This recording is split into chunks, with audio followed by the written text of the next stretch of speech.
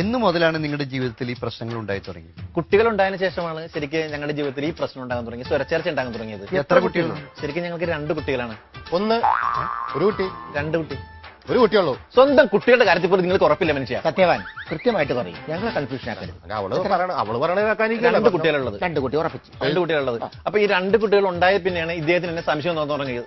ഒരു ദിവസം രാത്രി ഞങ്ങൾ കിടന്നുറങ്ങുകയാണ്. രാത്രി ആയപ്പോഴേക്കും പെട്ടെന്ന് ഈ പിശാചുമുറൻ ചാടി എഴുന്നേറ്റിട്ട് എന്റെ അല്ല, ഇങ്ങനെയുള്ള വാക്കുകൾ ഇവിടെ നീ നല്ല വീട്ടിൽ വിളിക്കണമല്ലോ. സത്യത്തിൽ ഈ പിശാച് മോറൊക്കെ ഉണ്ട്, പക്ഷെ അത് പരസ്യമായിട്ട് പറയാൻ പാടില്ല. എന്ന യുവകോമളൻ അതെ ചാടി എഴുന്നേറ്റിട്ട് എന്റെ മുഖത്തേക്ക് ടോർച്ചൊരൊറ്റ അടിയാണ്. എന്നിട്ട് എന്നോട് ചോദിക്കുകയാണ്, ആരാണ് നിന്റെ പുറകെ നിൽക്കണേന്ന്. ഞാൻ എന്ത് പറയും, നിങ്ങൾ ആലോചിച്ച് നോക്കും. ഞാൻ പറഞ്ഞു നിഴലാണെന്ന് പറഞ്ഞു. വിശ്വസിക്കണ്ടേ കാറമാടൻ? അല്ല, സത്യമാണ്, അത് പറഞ്ഞു ശരിയല്ലേ? നിഴലാണ് അവരുടെ പുറകിൽ ഉണ്ടായിരുന്നത്. നിഴലാണ്. അപ്പൊ നിഴലാണ് ഉണ്ടായിരുന്നത്. അപ്പൊ ടോർച്ച് അടിച്ചപ്പോ നിഴലാണ് ഇവിടെ പുറകെ ഉണ്ടായിരുന്നത്. ശരി, നിഴലാണെന്ന് ഞാൻ സമ്മതിച്ചു.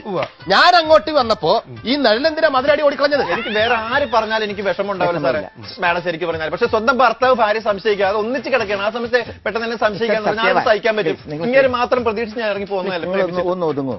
കരയല്ലേ കരയല്ലേ? ഇത്രയും കരയാണ്ടിരിക്കാൻ പറ്റില്ല സാറേ. സത്യവാൻ കണ്ടോ, അവരുടെ മുഖത്തേക്ക് നോക്കൂ. കുളിയും നനയും ഇല്ലാത്ത ഞാൻ നോക്കിയിട്ടില്ല എത്ര കാലമായി മുഖത്തേക്ക്. കുലീനത. അതെ സത്യവാൻ കുലീനത ഉള്ള ഈ പെൺകുട്ടിയെ, അല്ല ഈ പെൺകുട്ടിയെ നിങ്ങൾ എങ്ങനെ സംശയിക്കുന്നു? സംശയിക്കണം, തോന്നുവാൻ മുഖം കണ്ടാ നോക്കും.